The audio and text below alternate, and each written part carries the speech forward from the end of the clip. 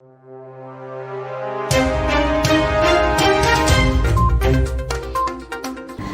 to VAR India News Hour. It is time to refresh the digital strategy for the new normal. Well before COVID-19, online shopping and home delivery had become a normal part of everyday life for many people around the world. However, the current climate has seen a massive surge in the use of delivery and subscription services by the e-commerce players. However, digital-only banks are being looked upon as a blueprint for how to best operate as a financial services firm during uncertain times. With reduced in-person support, the existing digital customers are using their banking apps more often during the crisis. We are confident this trend will continue and grow post-COVID virus due to its conveniences, whereas security and vulnerability remains a big question mark.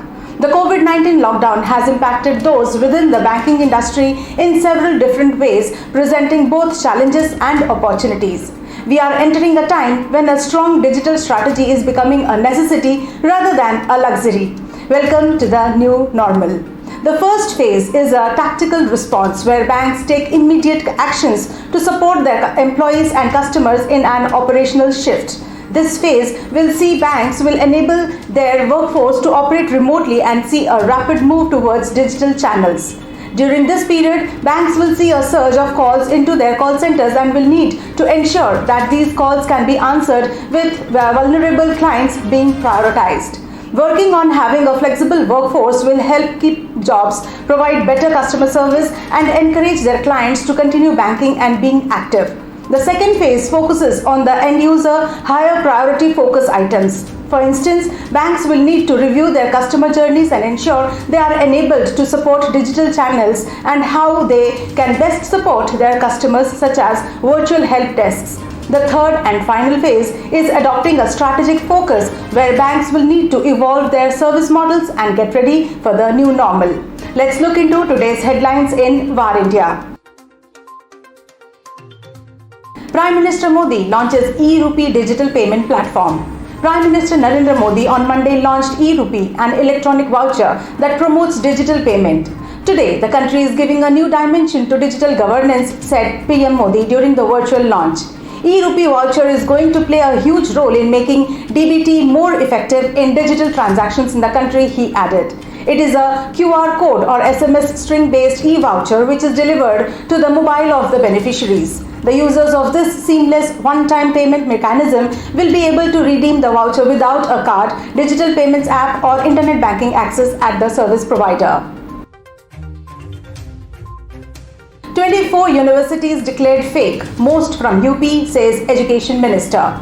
Based on the complaints received from the students, parents, general public and also through electronic print media, the University Grants Commission, that is UGC, has declared 24 self-styled institutes fake and found 2 more in violation of norms.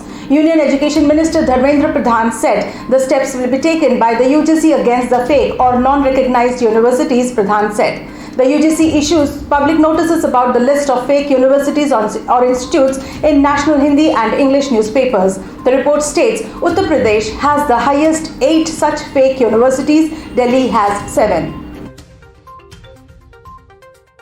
All iPhone, iPad users must install security update immediately.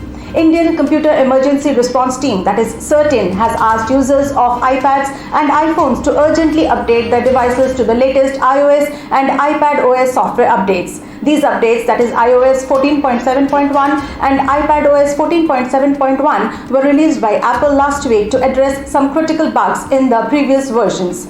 A memory corruption 0-day vulnerability has been fixed in the update, and this bug has been confirmed by the government to be exploited actively by the attackers.